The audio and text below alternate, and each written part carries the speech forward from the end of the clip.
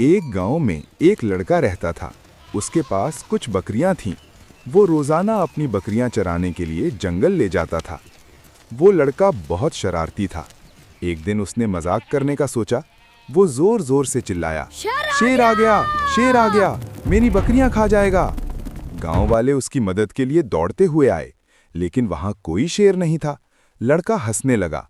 गांव वाले नाराज होकर वापस चले गए। अगले दिन लड़के ने फिर यही मजाक किया।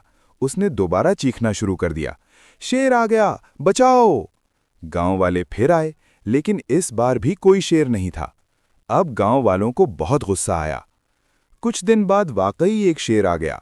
लड़का डर गया और जोर से चिल्लाया, शेर आ गया, मेरी मदद करो। लेकिन इस बार गांव वालों ने उसकी बात पर यकीन नहीं किया। वो किसी की मदद के लिए नहीं आए। शेर ने बकरियां खा लीं और लड़का बहुत रोया। सबक: हमें कभी झूठ नहीं बोलना चाहिए, क्योंकि जब हम सच बोलेंगे तो लोग हम पर यकीन नहीं करेंगे।